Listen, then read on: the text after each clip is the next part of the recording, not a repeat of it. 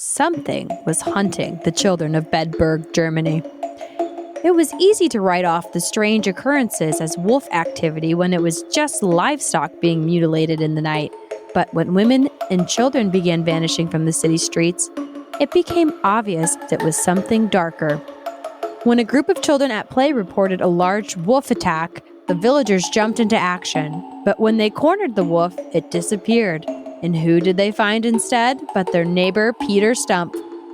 In the end, Peter admitted to a life of dabbling in devilry, ultimately receiving a belt from Satan himself that turned him into a wolf. And as a wolf, he had an insatiable bloodlust that led him to devouring children, ripping fetuses from his pregnant victims, and even eating his son's brain. To this day, we remember Peter for his violent acts, but we don't understand why he committed these crimes. But in his time, it was obvious. He was a werewolf. These men who transform into wolves have been part of our folklore since the dawn of civilization. And join us as we retrace the wolfman's journey from ultimate outsider to movie metaphor. We'll cover almost every stop along the way, including where the werewolf myths may have come from and what fueled the fire of the werewolf hysteria in medieval Europe in this special Halloween episode. That's what you're in for today on Impolite Society.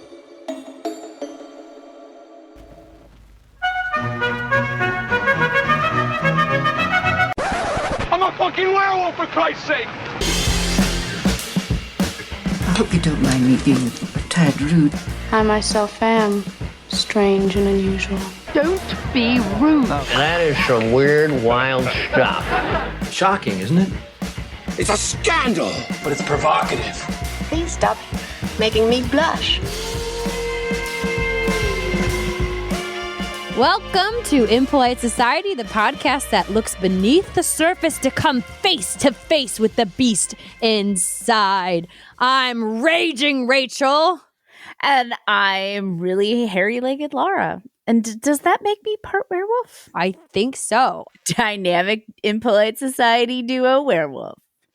And we wouldn't be a Impolite Society duo without you all. Thank you for joining us on this dark and dreary evening where we wander weak and weary through the rude, taboo, and strange. And I got a topic for you today that covers, I think, every single one of those buckets. Woohoo!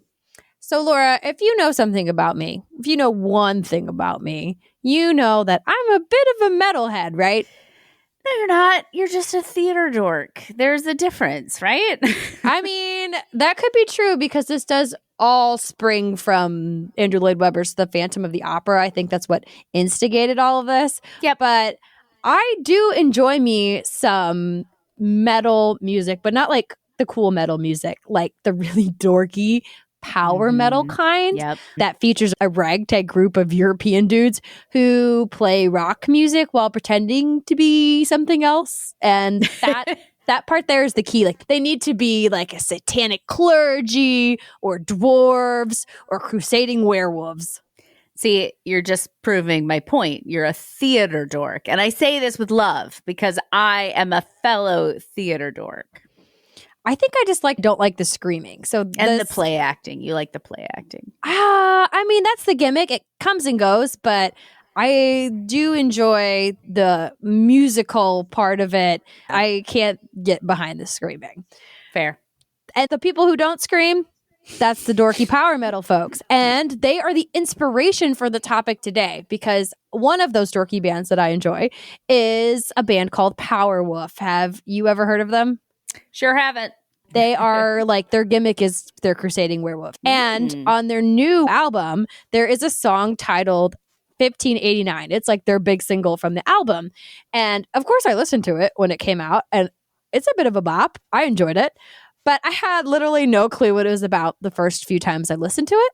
I literally Googled what happened in 1589, and it was not on the list of major events in Wikipedia. So Wikipedia, I need to get on that. Maybe we'll go edit and add this to it. However, if you're not a dummy like me and you listen more closely, you will actually hear a specific name mentioned, and that is Peter Stump. Huh. And if you have any kind of functional memory, you might think that name sounds familiar. And where would you have heard it from? the cold open, the child brain eater, which is very upsetting. Not gonna lie. Yes, there's a lot upsetting in Peter's story, but that song is telling the story of one of history's most infamous werewolves. And once I figured that out, I'm like, I got to get to the bottom of this. I want to learn more about historical werewolves. And that is what led me not down the rabbit hole, but down the wolf's den of ancient lore, medieval werewolf trials, lycanthrope Nazis, and Menses-fueled mongrel metamorphosis. Menses fueled? Are they on their periods? Is that what? We'll get to it. Oh, geez. And that, my ghouls and boils, is what I've come to share with you on this chilly, foggy, spooky evening.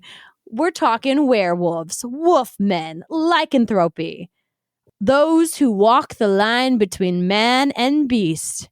And wait, is that a full moon I spy peeking through the clouds tonight? Everyone likes a good howl at the moon. There's something very cathartic about it. I don't know what it is. We gotta let the beast out. Now, werewolves trace their origins back to way before Peter in 1589. You have to understand that people and wolves, we go way back, man. This species of wild canines has pretty much always captivated our interest. For one, wolves were once the most widely spread land carnivore, which meant that pretty much everywhere we were, they were too. Then you add in that they have very similar social structures to us. They live in family units and they hunt as a team. And speaking of hunting, we even share a lot of the same prey with them. So we would be going after the same stuff, running into each other. You know, we're almost like coworkers at that point.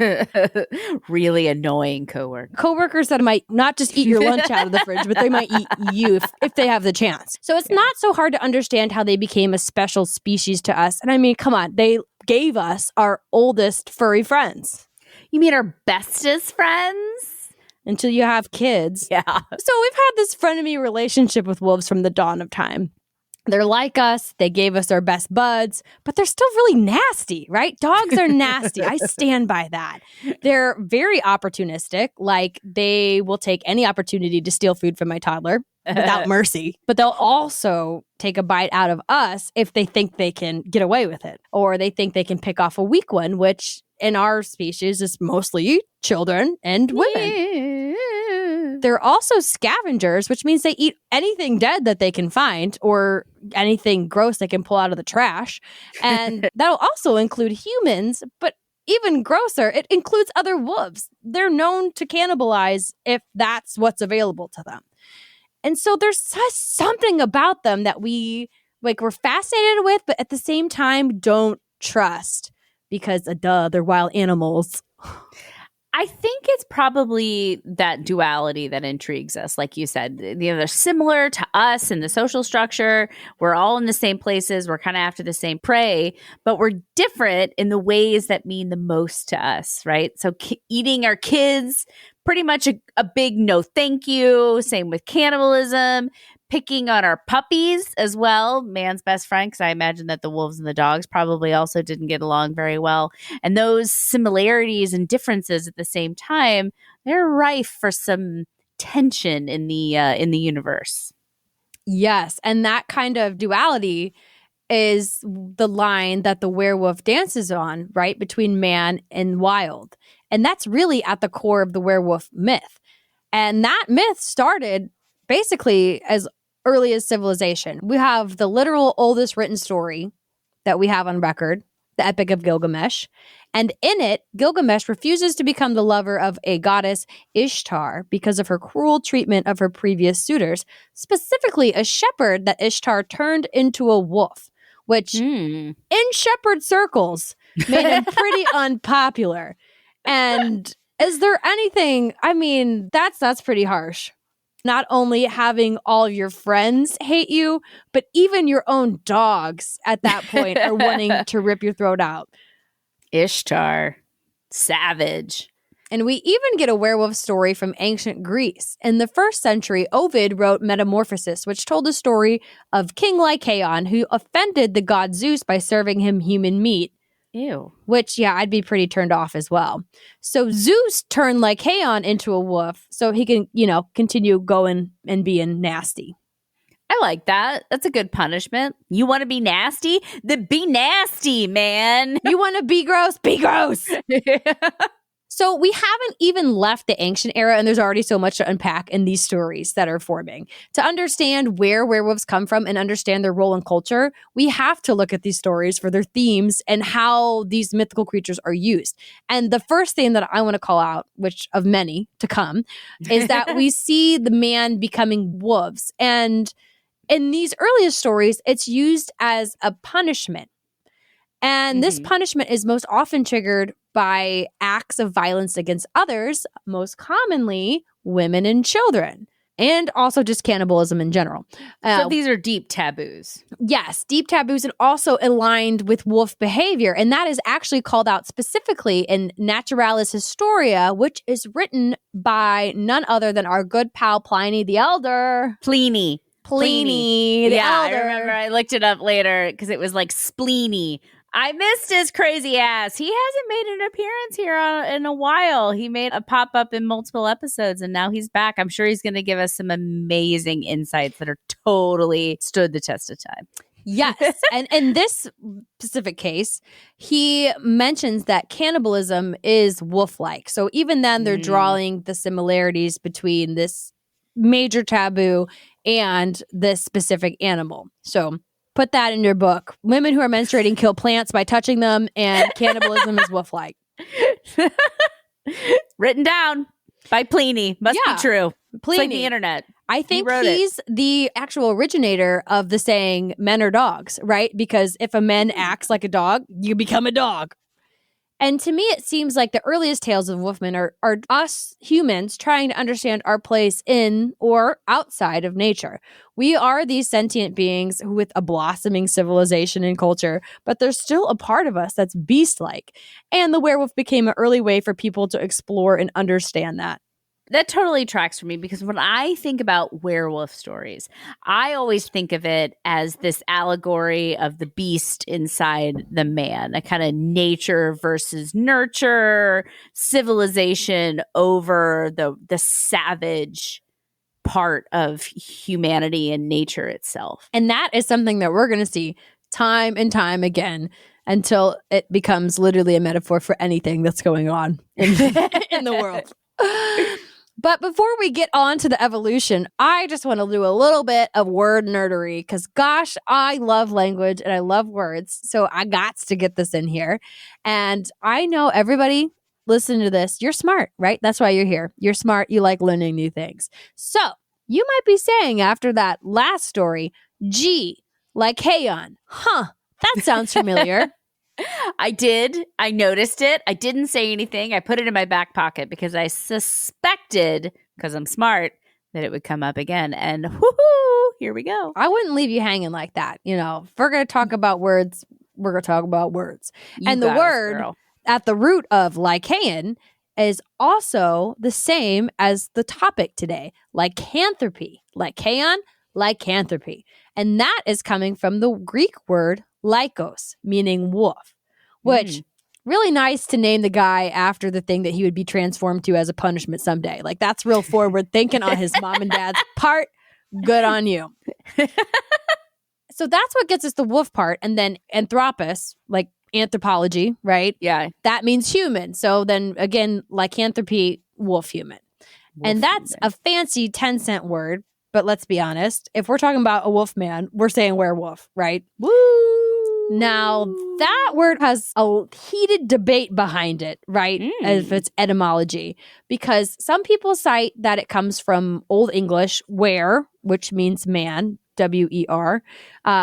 Were. Yeah, were plus obviously wolf. But there is a camp who thinks there's a different origin behind it. And to understand that, you have to put on your horned helmets and raise your glass of mead because we are going to Viking land. I thought it was mead. I was like, is that grog? I don't know. I'm ready. I think to be safe, we'll have a glass of mead and grog. Just to be sounds safe. Cover delightful. our faces. Well, the Vikings, in addition to mead, and or grog. They loved wolves and other big scary animals. They were known for their elite wild warriors called berserkers. Berserkers. Which is a word we still use today. Berserkers. Oh, there's also a metal band that pretends to be Vikings. Ah, of course. But these soldiers or guards would take on the spirit of an animal to help make them even more lethal in battle. And while they're most commonly associated with bears, there is evidence of frenzy warriors wearing the skins of wolves. And these were called wolf skinners or maybe like wolf heathens. And they're mentioned in a few Viking sagas. I like wolf skinners better. I mean, it's pretty self-explanatory. Yes, right? Because they were literally putting on the pelts of a wolf over their chainmail when they entered battle. So not only was that probably kind of scary to see, but it also hyped them up, man. They're like, I'm a wolf now. Wow. Theater, once again. The theater. It's all about presentation, baby. Shock and awe. But these berserkers are not quite in the same land as werewolf because they're missing a key component, and that's the actual physical transformation. Yeah, they're just cosplaying, right? They're men in a wolf costume. Yeah, you're not physically becoming a wolf, which is what you needed to be considered a werewolf in that time. Like, there was not in between. It was you were a man, you were a wolf. However, there were several other stories of people becoming wolves throughout Norse sagas. And these are actually pretty keystone stories, too, for the mythology elements that we have today, including the fact that lycanthropy is tied to the full moon. They were the first people to bring that into the stories. Interesting. Do we know why? No. Well, didn't we say something about like men would go out on hunting trips? Or back in the period episode, there was theories of why women bled during the full moon, and they thought that the men were out hunting. So maybe that was by the light. Yeah, that was a good time just to be out at night. So naturally, or men are just out hunting with the full moon, so they are like living their most animal selves during that time. Or that's when they might be most inclined to run into wolves because they're out hunting at the same time the wolves are. So they're like, oh, that wolf's definitely a wolf man. Too. That is much better. But no, there's like the draw of being out there. And people say people go crazy during full moons. And maybe that rings true to the Vikings as well. Yeah. But one of the most famous werewolf stories is in the saga of the Volsungs, which is a story about an outlaw father and son who transform into wolves after wearing enchanted pelts. And they're stuck as wolves for 10 days. And during that 10 days, the son wreaks a lot of havoc on the surrounding villages. But through this story, we get a potential alternative etymology for the word werewolf, coming from the Norse word varg, which, of course, can mean wolf, but also outlaw. And so how does var to werewolf? Well, I think that there was probably some changes as people were using it. That's just kind of how words get passed down. It's just a long game of telephone. But if it helps you understand the evolution, varg is also the origin of the word warg. So if you can see how it goes from varg to warg to where, maybe it's like maybe a little bit easier to understand with that step. But, it's just through the great game of telephone. Okay. And to be fair, historical etymologists are really heated over this. Some are very adamant it has nothing to do with varg, and others are like, but it could be. Maybe. And granted, I can even say that seems like a little bit more of a stretch when there's actually a word for man that says where. But I think it's worth pointing out because being an outlaw or outside of society really perfectly describes what it means to be a werewolf as we enter this mythological creature's first big heyday in medieval Europe. And that's because as we move through time, we see a rise of agriculture. And there's one specific livestock that gets really important to people. You have any guesses on what this animal might be? Not chickens. That doesn't make any sense. Sheep. Right. Sheep became literally the backbone of medieval economies. And who likes to snack on our precious Sheep. First of all, mutton is delicious, but also I guess wolves. Sheep amongst the wolves. The boy who cried wolf. We have so much Wolf mythology. I didn't even realize it until you around said that. shepherds, Little Bo Peep or whatever. I feel like she had a wolf Yeah. somewhere too. A lot of rhymes from that era were about sheep. I didn't really think about how important sheep were until this research. So there you go. Not only are wolves our competition in hunting and are sometimes predators, that kind of stuff we can deal with, but now they're threatening our industry and our economies. And if you're affecting our bottom line, now that we cannot tolerate. You got to get that sweater money, guys. We can't be losing our sheep to wolves. And you add some other minor world events that were going on in that era, like, this little thing called the bubonic plague, right? Just a little minor incident that wiped out Tiny. a third of the world's population. Yeah. But the fact that it did wipe out a huge amount of humans, that was a boon to the wolves because that meant we were less encroaching on their land and they could really bounce back. But this also made wolves a little bit more of a nuisance because there was more of them. They needed more food and they became a little bit bolder around people. There's just stories of roving wolf packs in the streets of cities because there wasn't enough people to scare them away. Well, and I bet there were also a lot of bodies lying around for easy snacking. In humans, as we established in our last episode, they do not like things touching and eating or cutting up their dead loved ones. Yeah. Right? I think that perfectly makes sense and fits into not only why we dislike wolves, but also probably factored into some of this werewolf shit, right? And another minor influence that might have played a role, Christianity. So not only do you have economies resting on the fuzzy backs of sheep, but they're also kind of an important image in the prevailing religion of the era. What do we think? Jesus is our shepherd, Lamb of God. You take away the sins of the world. Okay, that's my Catholic coming out. But also, behold, I send you out as sheep amongst the wolves. Like very, very literal. There's a line from The Devil's Advocate where I always hear her say it in that way. But anyway, go ahead. And truly, we are the sheeple of the Christian faith because we're following along with what it says. And that is that sheep are kind of close to holy because of their tie into religion. So hence, anything that is going to be preying on them isn't just a threat to our prosperity, but also our immortal souls. Wolves then became linked to our main man, Satan himself, who would then become a fixture of werewolf lore. I think this is interesting because that whole logic, it's like a snake eating its tail, right? The sheep becomes a symbol of life and how we prosper, which then goes around to become a symbol of holiness, which then made anything that threatened that the devil and evil. So then anything that kills the devil thing is holy, and around we go, Ouroboros forever and ever. So goes the cycle of the werewolf. Because in this time, we saw werewolves as men and women who made pacts with the devil to do their evil work. Ooh. Also, the idea of shape-shifting or changing forms actually stood in direct violation of God's will, right? God was supposed to be the only person that could do that. So it just made it extra blasphemous. What it comes down to is the idea that being a wolf isn't just like a bad thing to do. It's not just like, oh, my neighbor is turning into a wolf and eating my sheep. That's not very nice. But it made it against God, right? You're turning your back on religion and God, and it put the capital E in evil. Kind of like the difference between just killing someone versus somebody doing a ritual human sacrifice. One seems worse.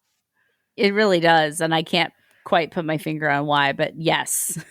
Right. Or killing and eating an animal. Like we do that all the time, but a part of a ritual sacrifice is like, we're kind of like, what? Weird. Yeah, What? it seems a bit extreme. Yeah, exactly. So that religious element makes it even more taboo. Mm-hmm. So add all of that in, plus a little bit more friction with the wolves of the world, and we have a powder keg that's ready to go off. And it sure did. In humanity's first big werewolf obsession, we get the werewolf trials. Werewolves were even mentioned in the famous witch hunting book, The Witch Hammer, which became the guide to persecuting and hunting witches.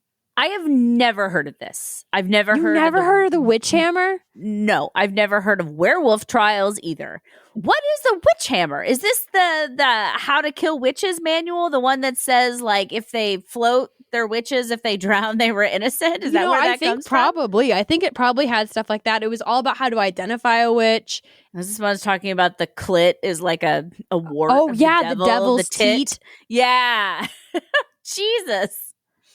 So I think I've heard of the witch hammer mostly through like Salem witch trials. I think it was mentioned there, but it is kind of like the source on witch hunting and exorcisms, even at least from this like specific occult perspective. But like many of the witches it was used to prosecute, this book says that werewolves made deals with the devils. So not only were they turning into wolves and embracing the wild side and rejecting society, but they were also turning their back to God. And as it goes, those being accused of werewolves were often outsiders in a more literal sense. And the people who found their way to the pyres were most often beggars, hermits, or immigrants, or people who were new to the area. And does that sound familiar? It's the other, right? The tale as old as time. And Angela Lansbury, she sang the wrong tale as old as time. Not a woman falling in love with the beast and Beauty and the Beast. But now that I think about it, I think that's probably another werewolf reference. I mean, maybe it's like a furry reference or something. Yeah. It's a whole different can of worms. But I mean, it's just continually we place everything bad on the person that we see as not a part of us. It's us versus them perpetually, forever and ever. That's the story of humanity. And there was a lot of that us versus them going on when this whole werewolf witch trials began in Valais, Switzerland, where the shape-shifting witches were blamed for crop failures, lameness, blindness, infertility, and impotence. That's some witchcraft I can get behind. But they were also accused of adopting wolf forms and mutilating cattle. And according to some accounts, several hundred men and women were convicted and burned at the stake in Valais starting in 1428. I can't believe I've never heard of this. I guess the Salem witch trials happened in America, which is why everyone kind of knows about it and it's taught in school. But, you know, the Swiss, I don't think of the Swiss like this. Oh, yeah, geez. This was a bit earlier. The witch trials in the U.S. happened in the late 1600s. Yeah. And this was, you know, a couple centuries before. But I think you probably have some idea of what this is. It just maybe isn't presented to you in the form of like this was werewolf trials because they call it the Inquisition. Oh. But not the Spanish kind. Oh. This is just the first Inquisition. So it's the same kind of it's the same trying to eradicate people who were outside of like Christian religion. The Spanish, I think, was more specifically targeted at Muslims and Jews, saying that they were heretics. So it's like a whole different thing. But this whole big witch hunt was the first big one. And the werewolf was just a little extra spicy sprinkle on top. Oh. It's one of the ways the witches presented themselves. So this fear of werewolves caught on, not just in Valais, Switzerland, but all around Europe. And it brought us several of the most famous werewolf stories, including that of Peter Stump, who was accused of killing, well, I guess he admitted to, killing 14 people, eating children, and just, you know, an extra little spice on top, also incest. Ugh. And this confession earned him a pretty painful death of having his flesh pulled off with hot pincers, having his bones broken, his head cut off, and then his body being burned at the stake alongside his daughter and mistress. Which... is this a true story? I mean, like, I understand that it comes from history and, like, the Inquisition, but did he actually do anything? Or is this just something that they totally make up? Because the intro, you know, we talk about people being murdered around the area. What is the historical consensus here?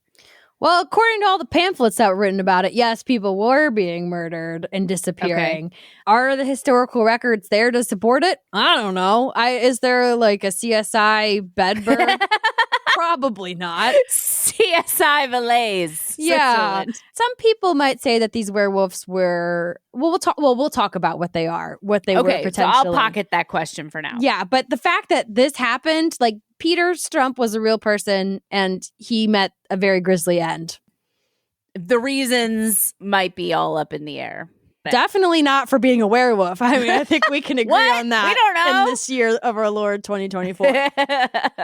But he was far from the first person to meet this end as well, because before him in 1521, there were two shepherds, Pierre Bergot and Michael Verdon, who confessed to making a pact with the devil in exchange for some extra food. And they talked about meeting with a man in black who gave them an ointment that turned them into werewolves, and then attending midnight witch gatherings, which how do I get that invite? And hunting and eating familiar. children. But like, no, thank you on that. Both were convicted and burned at the stake, along with a third who refused to confess. I guess he held up a little bit better under extreme interrogation. And I mean, who wouldn't make a deal with the devil for some food? I mean, I would, and I'm not even starving. Again, I just like, where does all this come from? That's just immediately what gets my mind going. Are they just making all of this up, or is there something actually going on? Yeah, but, okay, desperate people do desperate things, potentially. Yeah. And that was surely the case of another very famous werewolf named Giles Garnier, who is known as the Werewolf of Dole. In 1574, he was burned at the stake for murdering and eating 4 children because he was struggling to feed his family. So the story goes that he got a wife, he couldn't provide for her, so he just started killing children to bringing them back to feed her. Jesus. And, you know, he confessed to all this under some light persuasion, aka torture, which is a common theme in these interrogations. Yeah. That's Peter why I'm Stump. like, what? Did any of this actually happen, or did they just say that it did?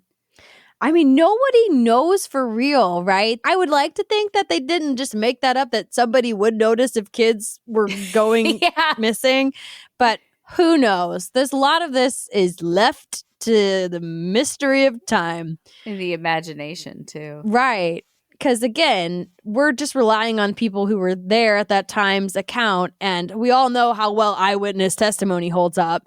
Because the Peter Stump story caught on in England, even though it happened in Germany. So if you're a German in an English pub, just like shooting the shit with the locals, you're going to be like, oh, this guy, he ate 14 people.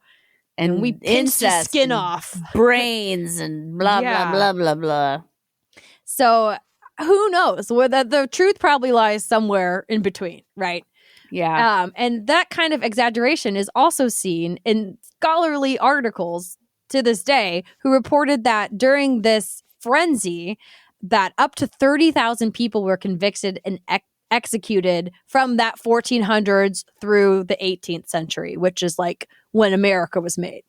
Huh. But according to Dutch historian Willem de Blokert, I don't know, sorry, Dutch, somebody with maybe a little bit more critical thinking skills, this figure came from a book that was published in 1611 by Pierre de Lacret, who is a very zealous werewolf prosecutor himself. So Willem is advising us to maybe take that number with a grain of salt, and that maybe it was more like a couple hundred people who were executed.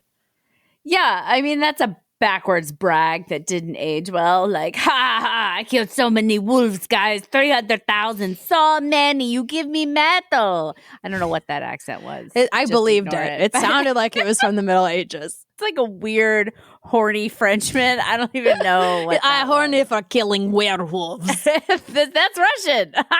We're all over the place. And it's funny because we could joke about it now because it's laughable, right? It's a joke. The idea of people becoming wolves and eating people is just preposterous. And that's because as a society, we moved past that. We moved in a world that had industrialization, that had bigger cities with better fortifications. Our populations grew. We pushed the wolf out of Europe, I think. I don't think there's any wild wolves over there anymore.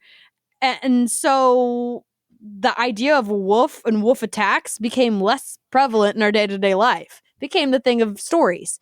And it got to the point where the wise and the wealthy moved away from this idea and even found it as funny as we did today. There was stories of, I think in the 18th century, men trying to confess to being werewolves and the judges in the court laughing them out of the room. So is this like the local crazy coming in is like, I'm a werewolf?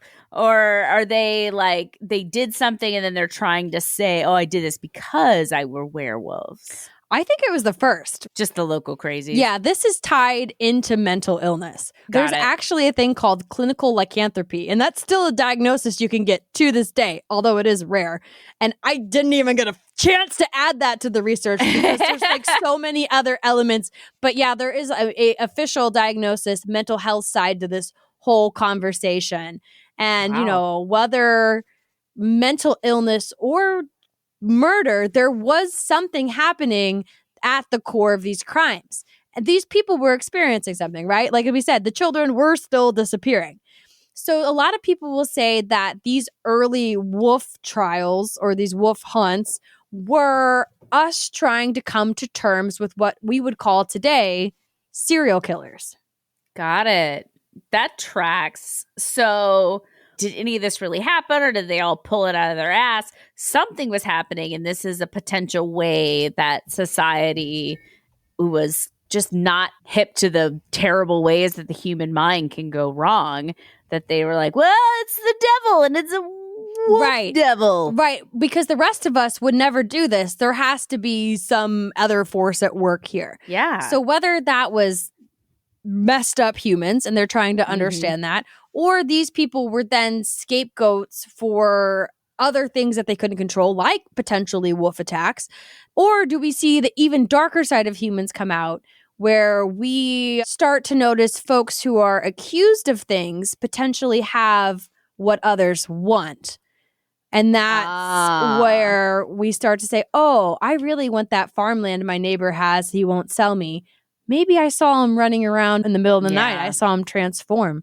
I saw Goody Baker with the devil. I was going to say Goody Proctor, the whole Salem witch trials shit. Right. And there is some evidence that this might have been going on at this time too, because during the trials in Valais, all the land of those people who was found guilty was forfeited and transferred to the local vassal of the king. So somebody made a lot of land off of this hunt. And even our friend Peter Stump was a pretty wealthy and successful farmer for his time. So it makes you think a little bit more about what might have motivated people. I think there was 50 witnesses against Peter. There's no way 50 witnesses. Yeah, no to werewolves. Way. Like, even if he did do something, like, there's no way that 50 people saw them. Like, no fucking way. In my heart of hearts, I hope he was a serial killer because that is not a pleasant end. Yeah, for an innocent man who just, they want his land. Yeah. And I mean, even in this day and age, like, serial killers are pretty bad. I would not want to witness all those things happen to an individual either. No, same. But I don't wish it on anybody. Like, death, yes, absolutely. Just quick, clean, bullet to the brain, cut off the head off. Yeah, cut the head off, all that kind of stuff. Like, that kind of suffering, like, gives me the ish, no matter who it is. But whether it was actual serial killers or it was maybe some darker motivations, people think there was a real cause for this werewolf nonsense of that era, and they have some guesses, and I'm going to go through them, and I'm going to start with the ridiculous ones. Okay. And the first is the most ridiculous, and it's hypertrichosis. And this is a rare genetic disorder that's linked to the X chromosome, and it causes people to grow very thick hair all over their bodies and their faces. And people with this condition can physically resemble what we in the modern age think of as werewolves. But it's rare. It's so rare. One variety is only known to affect 19 people in one specific family in Mexico. So this is the circus boy that has like the hair covering his body. So you're not saying that like there's only 19 people in one Mexican family that have this, but like it's just one like specific, a variation. Yeah. Yeah. Very unlikely that every town has their own version of, what is it? Hypertrichosis? Hypertrichosis. Yeah. Bullshit. Also, they were people when they were executed. Like, people with that condition have the hair all the time. All the time. They don't transform. Right. And the idea of werewolf at that time was 100% man or 100% wolf. This idea of a hybrid is very modern. So this one, just throw it out. You're not even thinking. Nonsense. The other one that is pretty nonsensical to me is ergot poisoning, which is just like the freaking catch-all of every weird thing in history. And ergot is like kind of fungus that can infest grains like barley and wheat. And apparently if you eat it, it can make you hallucinate. It can make you trip balls. And this has been suggested for so many things. And one of the most famous ones is that ergot poisoning was behind the Salem witch trials. And also the dancing plague, I think. And I mean, it can't be the catch-all for everything, but also we do eat a lot of barley and wheat.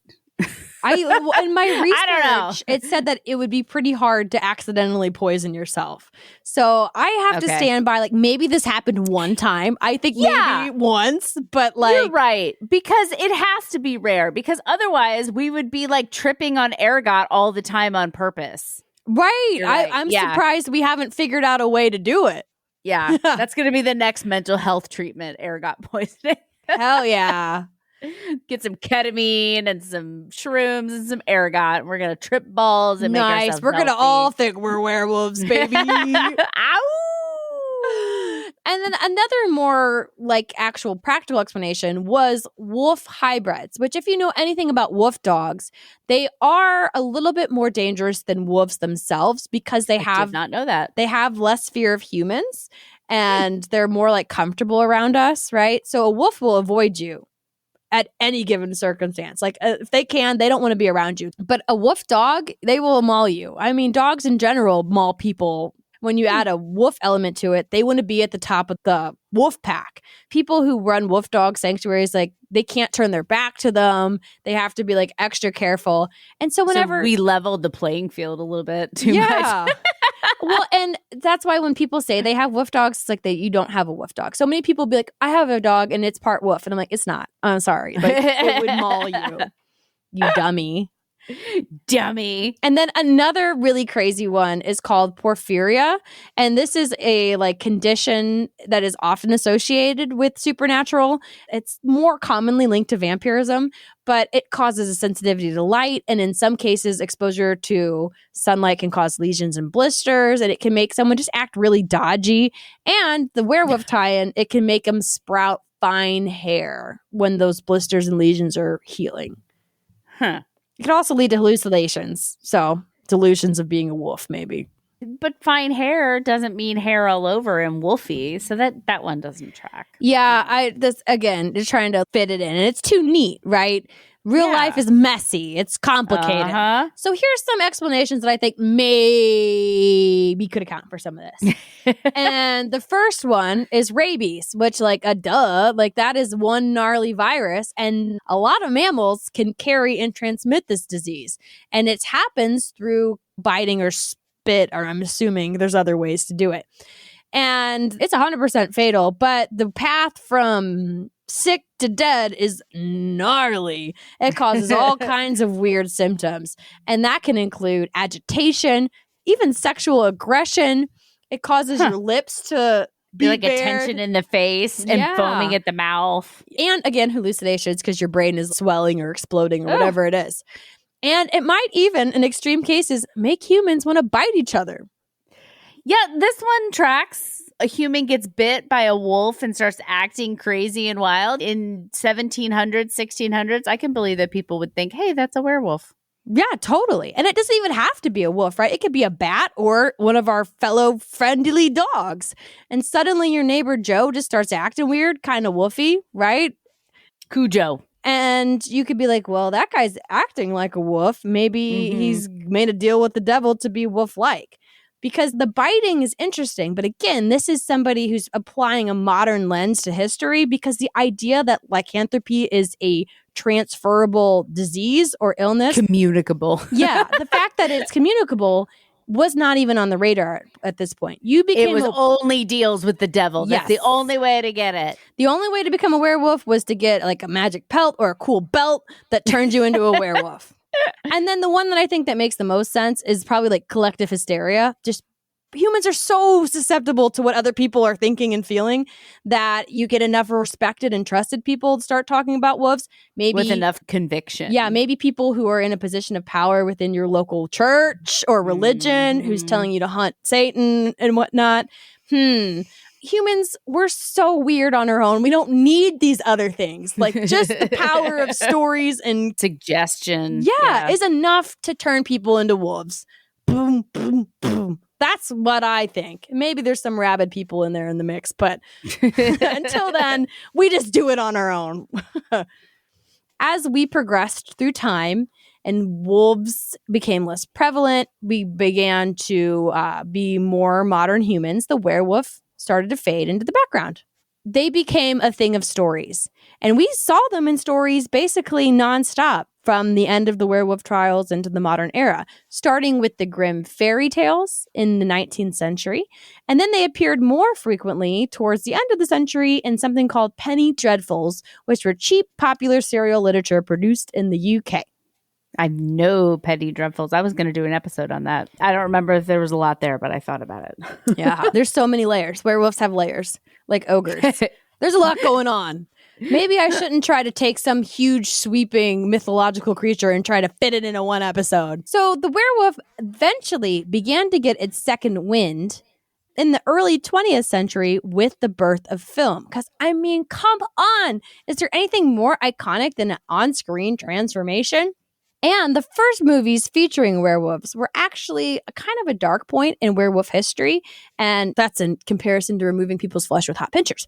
And that is, of course, genocide and colonialism. Because the first movies about werewolves were, quote unquote, Native American stories.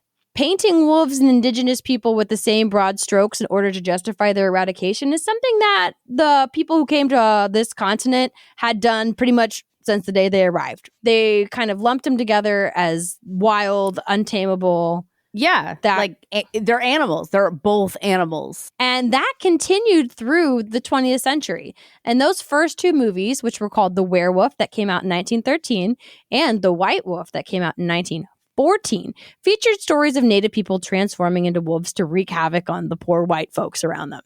And while both these films now it would be a revenge flick. Yeah, I mean, honestly, they should remake it, and everyone would be like, "Go wolf, go wolf!" I'd watch it. Totally. But unfortunately, we don't really know too much about them. We kind of have the premise, but we don't know exactly what happened in them because both of these films were destroyed in a studio fire. But they themselves were merely the smoke of a more lethal fire sweeping our country at that time. And that is in the early 20th century, assimilation efforts were in full swing across America and Canada, which included reducing the land available in reservations, splitting up families, and creating those boarding schools that they would take the children to indoctrinate them into American culture. And then what is that? Killers of the Flower Moon, kind of in this. Yes, that kind of stuff. People, yeah. Yeah. What did they call it? Residential schools. Ugh. And I mean, we were still doing that stuff like into the 60s with foster care and taking indigenous people's children and putting them with white families. It's messed up. Here we are again with the same familiar tune, right? Using werewolves to vilify people that we wanted the land of as a way to dehumanize them, literally. And it's used in context of people we're also kind of afraid of. We don't really want to trust. We're going to make us even more afraid of them by giving them that. Again, the Ouroboros, it's the snake eating the tail. We're all doing the same thing. Everything that happened before will happen again. Truly. Another thing that has happened before that will happen again is that when brown people start to do something, us white people will eventually want to copy it. That's how we get all our culture. And that rings true with werewolves as well. And we get our first white werewolf in 1925 in a film called Wolfblood, which the premise is so silly, and they knew it was silly at the time, that I just have to tell you, it is about a guy who gets injured, and to save him, he gets a transfusion of wolf blood. Why? How? Yeah, where did they get the wolf from? How are they doing this transfusion? We knew in that time that was not how blood worked. It just, why? They really do think we, the public, are pretty dumb. But it was actually kind of slick because it was ambiguous on whether the guy was actually turning into the wolf or not, or if he was just having like a mental break. And I think that that's pretty clever, but it's also because they did not have the special effects to pull off any kind of werewolf transformation in 1925. So it was kind of like, is he really turning into a werewolf, or is it just all in his mind? Yes. You decide. Which, I love that kind of stuff. How new, how like new agey. And pretty pragmatic for what they were able to do at the time. So good on them. But special effects, they got there, man. Because by 1935, only a decade later, we got Werewolf in London, which tells the story of a botanist who went looking for, I think, a special flower or something in Asia.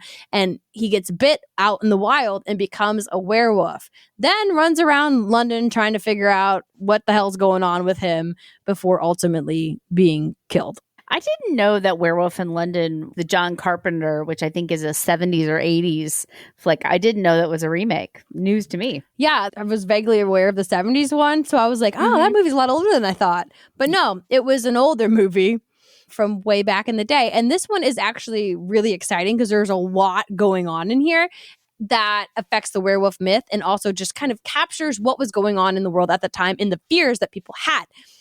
First, this is the film where we actually originated the idea that lycanthropy is transferable like a disease. It's not a curse or a magic belt. It's something that can happen to you if you get bit by a werewolf. And this is really interesting because it shows our evolving understanding of microbiology and microbes and germ theory. And I think that's kind of cool. No, totally. So my rabies thing, like you said, way before its time with the modern brain. Right, exactly. And what do you think of when you think of a werewolf? Kind of like a dude and a wolf had a crazy giant baby. Like how what is it? The when you get like a cross species thing, they're much a bigger. Hybrid. Yeah, they're bigger. And so right. And that image of a werewolf, that is our common conception of what a werewolf is, originated in this film. Because back in the day, like I said, you were either all man that became all wolf, or you went back and forth. But how do you know the wolf is a werewolf and not just a fucking wolf? That's stupid. Well, people of Valais, there was some Switzerland hints, like the wolf disappeared and out of the cave came Peter or whatever. There's stories of women being bit by wolves, and then they see a guy later and he has the same color thread as their skirt in his teeth. It's just like all that kind of stuff. But in this case, this was the first that created our idea of that half man, half wolf, because like, how are you going to make somebody turn into a real wolf on camera in 1935? You can't. But you can make somebody look a little bit more woofy. Yeah. Being just a wolf isn't scary. It's not a monster. It's a wolf. Just fucking shoot it. You have guns. But when there's this giant thing that walks upright and has massive teeth and he's got his legs that bend the wrong way, that's scary. That's freaky. Yeah, it is a lot scarier. And another thing that was going on is it captured the fears of our time, including hesitation around advances in science, fear of diseases being able to spread further, right? This guy brought lycanthropy from Asia to England. COVID. Yeah, right? I mean, we're still facing those fears today. But also, what's an interesting change here is that when white people started becoming werewolves, we started getting a more sympathetic werewolf character. So instead of it being something that you're punished with or something you're choosing to do as just being an evil person, it's something that happens to you, something that rips away your humanity against your will. In the stories, you have the same person being both the villain and the hero, instead of the werewolf just being this outsider that we have to identify and murder to death. And it changes the ending too, because most often when the wolf gets got, the innocent person is dying with it. So we have this kind of like murkier ending. And also, this movie originated the trope of the werewolf turning back to their human form, or the monster turning back to their human form after they're killed. Yeah. Because we also need to know the other characters need to know what happened. They can't just leave them hanging like, we killed the monster and the doctor went missing. What a weird turn of events. But we had to know. And then this is all very interesting to me because this feels like a uniquely American take on the werewolf story, because it's all about the individual and the individual's struggle against the beast inside, as opposed to a us versus them, society versus the wild take. And it's just so interesting how we use and tell stories. Man, I feel like I really missed my call to be, I don't even know what kind of job, but the person who studies this, I guess. I mean, it's an anthropologist, right? It's like the human condition and like the human aspect that we keep churning over, like movies, remaking every generation in a new way for our own modern sensibilities. Yeah, man. If only I had the balls to be whatever that job is, as opposed to be like, I'm practical. I'm going to get a degree that will lead to a career. Ha! What a joke. Yeah, what a dummy. Yeah. Now I make podcasts about things that interest me, and I have 0 credentials. Awesome. But all this stuff is just coming from one movie, and I think that that's really cool. Granted, One movie that's been remade several times, so apparently it was pretty cool. and another trend that became prevalent in Hollywood throughout the 20th century was the idea of an American crossing the pond, going to Europe, maybe connecting with like a family history or family heritage, only to find it to be this mystical and magical place where people can become monsters. And that, Or just spooky. yeah, it's just Europe. It's weird. They got titties in magazines. I don't trust in the it. gas station. Yeah, I don't trust it. But this is seen at first in The Wolf Man in 1941, which starred Lon Chaney Jr., the big guy himself. And I just feel like there's a lot to unpack here. Like how we Americans view Europe, right? The old world. And it's something that I have. Old country. It's something that I had too, because when we went to Ireland and we were out in the Irish countryside, I was expecting it to feel magical. I was expecting to feel the thousands of years of history. I felt the same way when I went to Rome. Yeah, just like you feel the impact of humanity being in one place for so long. At least Ireland is all foggy, so it feels spooky. I'm like, there's a ferry right around the corner. They're just going to come out and get me. So this idea of Europe and werewolves, like kind of being of one, that got stuck together. And this kind of led to one of the weirdest chapters in werewolf history, and that's saying something. Welcome to Nazi werewolves, because apparently that little Sieg Heil! Apparently that little Hitler fella was obsessed with the occult. As the World War II person on this podcast, is that true? Yes, it is very true. Well, that's fascinating. So that's like, I have something in common with Hitler. I don't like that. That doesn't feel quite right. Yeah, I mean, he thought it was like legit real at some point. Like the whole That Aryan werewolves? thing comes. No, the occult and the Aryan nation. Like, look up where Aryans came from. It's like they're descended from angels or some shit. It's total fucking nonsense. Okay, yeah, never mind. I do not have that in common. I thought he was doing tarot cards and gems or whatever. Nope, He's not practicing like herb magic. that. Nope. Okay, so never mind. Whew, that feels better. But apparently, towards the end of the war, American intelligence officers started noticing strange symbols appearing graffitied on walls in Germany. And this was not a messed up swastika, which they originally thought. This was actually the symbol of the werewolf, or Operation Werewolf, which was a paramilitary group that sought to resist the incoming Allied forces through guerrilla tactics and sabotage. So, like, think kind of like the IRA, I think is probably a fair comparison to what they were hoping to do. But in reality, not very effective, because they had all this time gassing this group up, and I don't think they ever did anything. They did not. As soon as you said Nazis and werewolf, I was like, Operation Werewolf. It's that they did not do jack shit. It was a big flop. The Allies, they were aware of it. They kind of prepped the men to prepare for it, but nothing happened because Hitler was dead at that point, and Nobody cared. They're like, no. There were a few scuffles, but it was supposed to be like a salt the earth, burn it all down kind of mentality, and it did not fucking happen. Yeah, that's good. Somebody had some rationality eventually. Yep. And I just thought it was such a strange imagery to apply to it, because throughout, especially European history, werewolves were evil, like evil embodied and aligned with the darkest. They have fucking skulls. The SS had skulls on their patches. There's an amazing comedy sketch. I don't remember who did it. It's some British TV show where, like, the sketch is there's two Nazis sitting in a foxhole, and they're like sewing the skull under their thing, and they're like, "Do you think maybe we're the bad guys?" Like, no, They weren't even trying to hide it. No. Gotta And love like, a oh, self-aware shit. queen. They're like, yeah, we're evil. We're werewolves. Yeah, we got skulls on our fucking uniforms. We are the bad guys.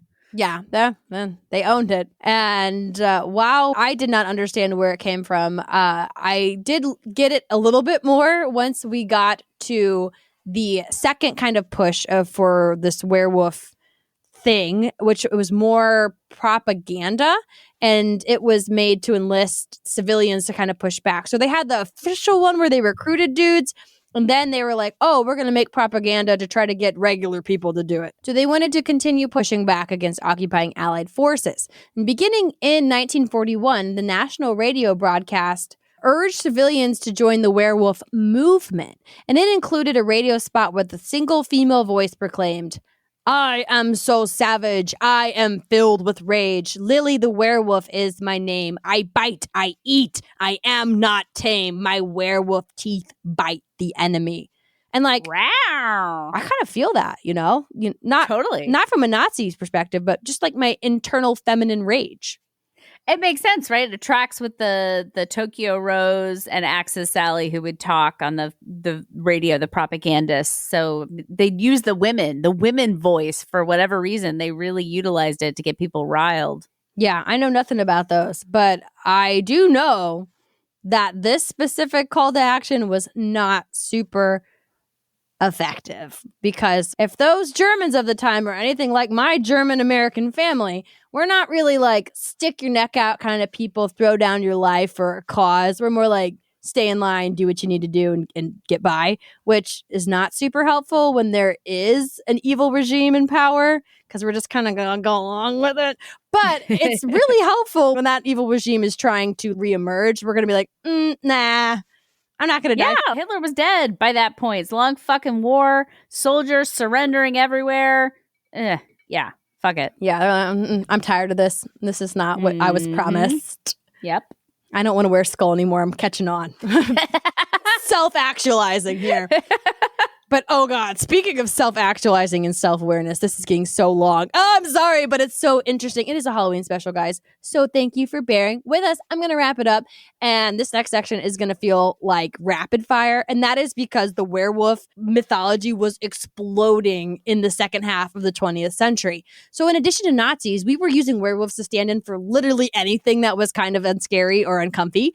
And we saw movies about werewolves who were made through nuclear experimentation, werewolf biker gangs, suburban werewolves, and the most frightening kind of werewolves known to men, teenage werewolves. Teen Wolf! Teenagers scare the living shit out of me.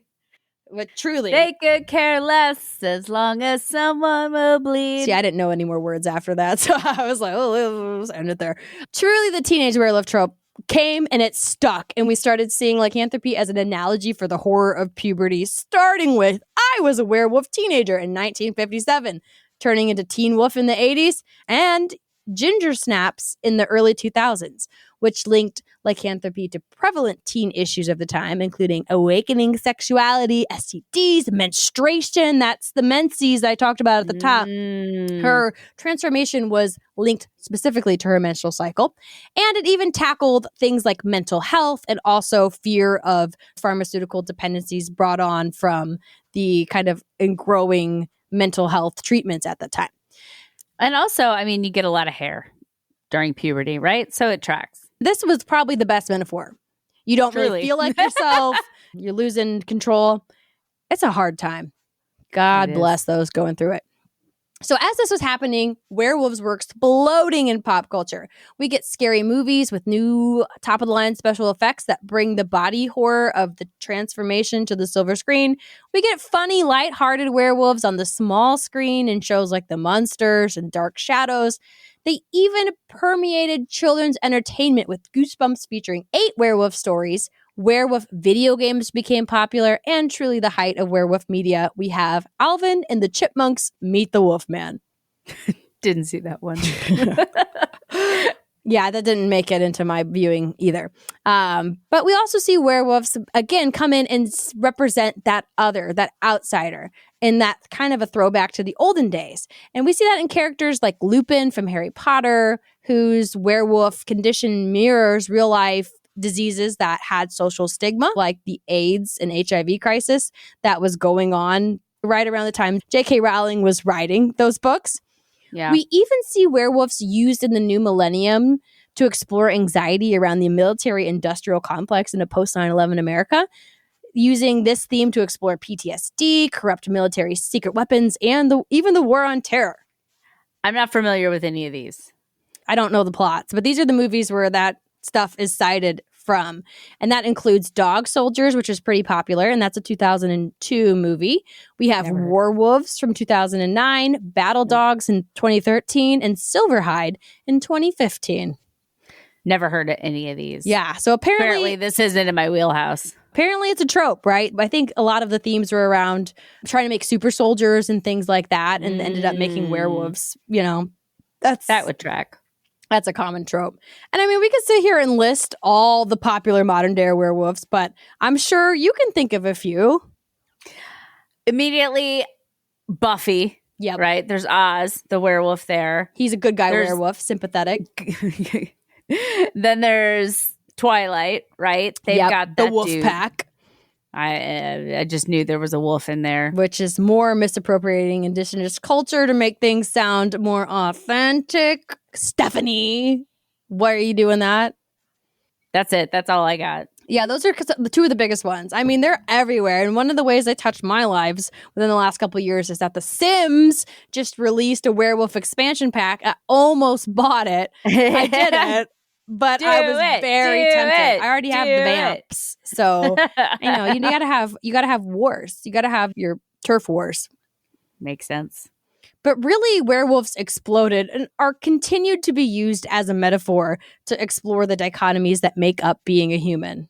That is totally how I think of them, because it is something you can project really anything you want on and make it this allegory of man versus whatever, whether that be himself, science, nature, the list can go on and on and on. And when I was a teen, I was really into vampires like Buffy and Rice.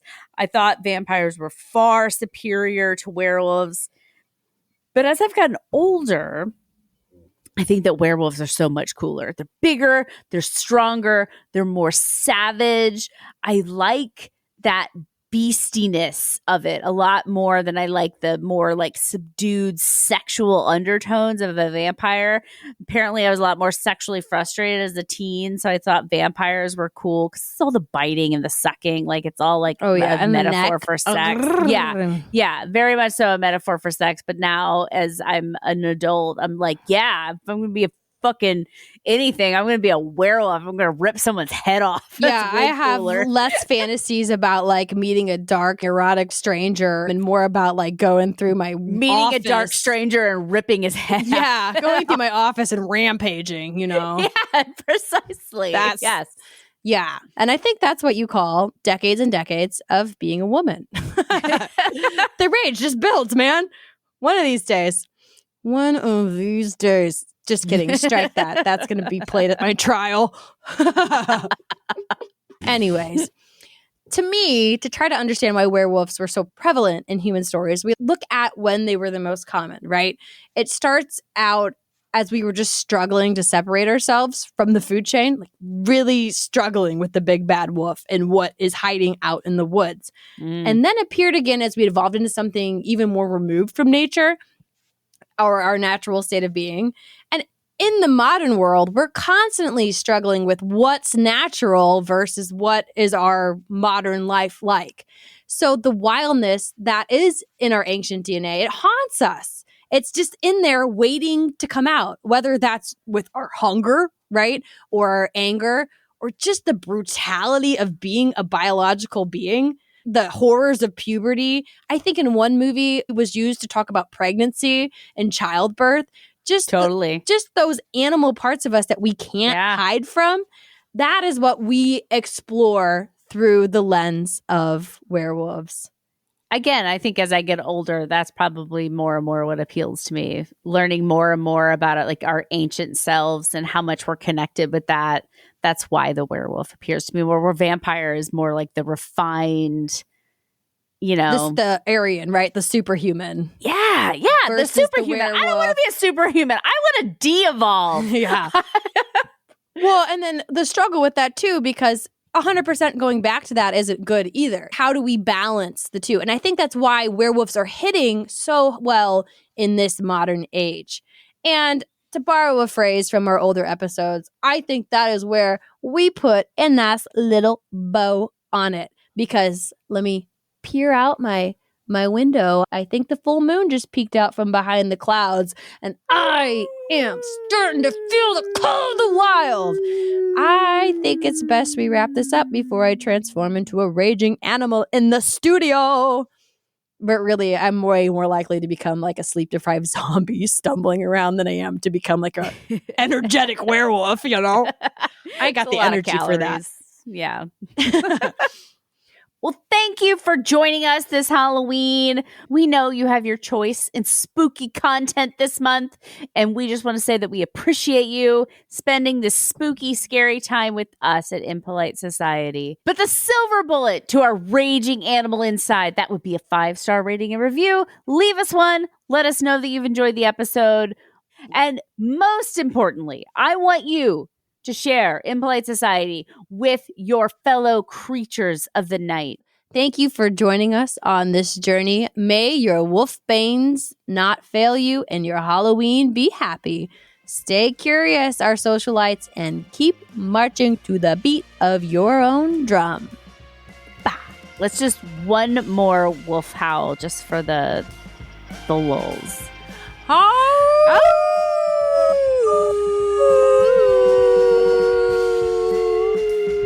Do you know wolves harmonize?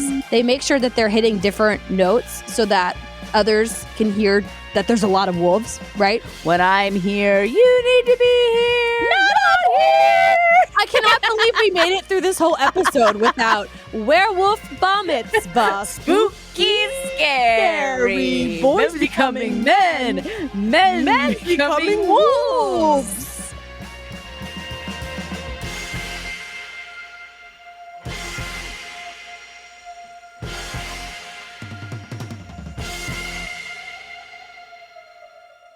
I've been living in werewolf land for like the last 4 days.